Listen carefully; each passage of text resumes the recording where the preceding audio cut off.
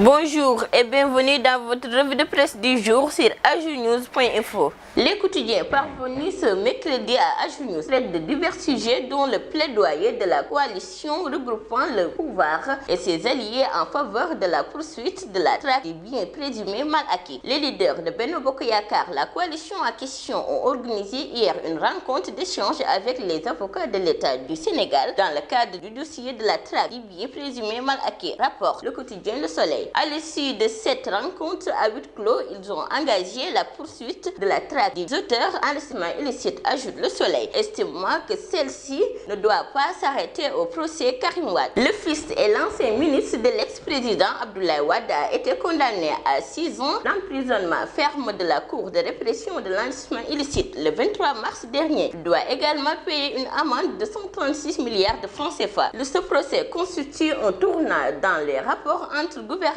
et citoyens, ce qui ressort à la rencontre entre Benno Bokk Yakaar et les avocats de l'État. La coalition présidentielle veut amorcer un nouveau virage pour la transparence, écrit Enquête. Benno donne son quitus à la CREI. Notre Sud Quotidien, à travers sa machette, les alliés de Macky exigent la poursuite de la traque, renchérit le quotidien Le Populaire. Quelle que soit la personne qui pille le pays, ajoute ce journal. En citant les responsables de Benno Bokk Yakaar, elle doit être poursuivie même si c'est un allié actuel de Benno Bokk Yakaar. Il n'y aura pas de traitement sélectif dans la gestion des dossiers de la traque des biens présumés mal acquis. Cette assurance est de la majorité présidentielle, rapporte de son côté Wagram Place. La traque des biens présumés mal acquis va se poursuivre comme l'exigent des segments de notre société. La nouvelle demande sociale est celle-ci, pas uniquement Karim Wade. Des dignitaires des anciens régimes des 2 décennies ne seront pas épargnés. Régime Direct Info dans son billet du jour. D'autres sujets occupent les quotidiens à l'image de Direct Info qui traite de la question de la transhumance politique. S'agrogne chez de hauts responsables de l'APR. L'Alliance pour la République, le parti présidentiel, affiche ce journal. Il fait état d'un vent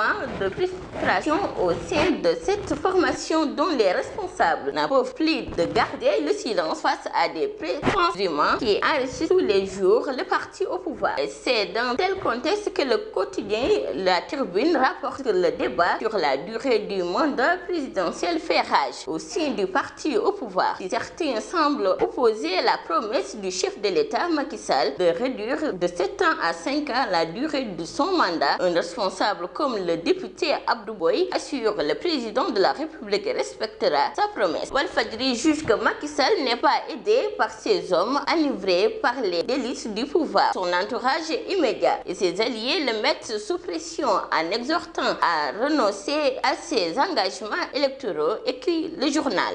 C'était tout pour votre revue de presse du jour. Merci et bonne lecture.